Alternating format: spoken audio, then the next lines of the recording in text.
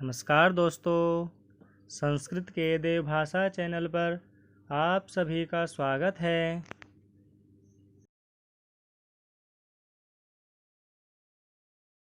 आज हम तृतीया विभक्ति का बहुवचन का रूप पढ़ेंगे। तृतीया विभक्ति के बहुवचन में रामैः रूप बनता है। आइए इसको पढ़ते हैं।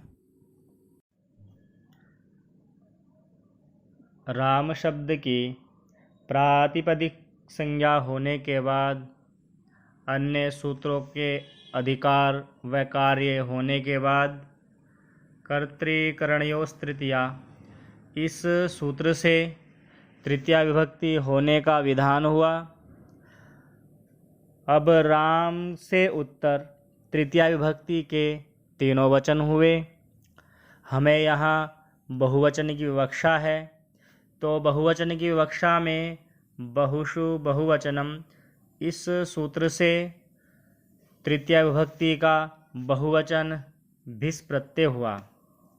भिस् प्रत्यय होने के बाद राम राम राम भिस्, ऐसी स्थिति हुई।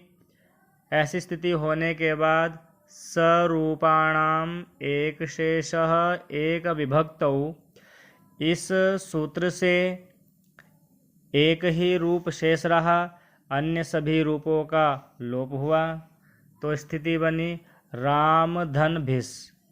ऐसी स्थिति होने के बाद अतो भिस् ऐस्, इस सूत्र से भिस् के स्थान पर ऐस् आदेश हुआ।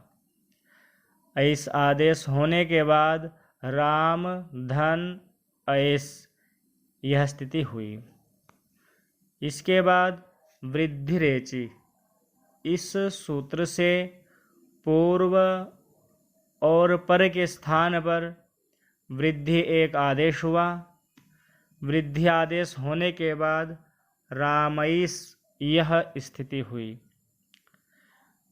यह स्थिति होने के बाद सुप तिङन्तं पदम, इस सूत्र से रामैस् की पद संज्ञा हुई।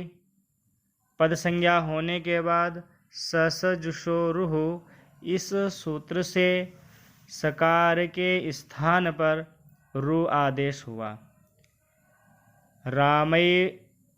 रामैरु, यह स्थिति हुई।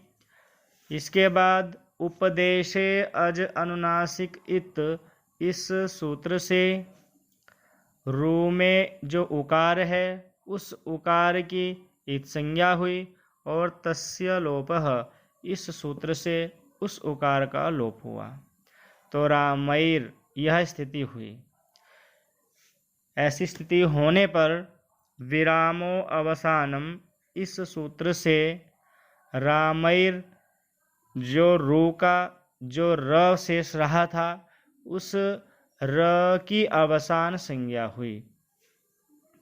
अवसान संज्ञा होते ही खरवसानयोर विसर्जनीयः, इस सूत्र से उस अवसान संज्ञक र के स्थान पर, रकार के स्थान पर विसर्ग आदेश हुआ और विसर्ग आदेश होने पर रामैः, यह रूप सिद्ध हुआ।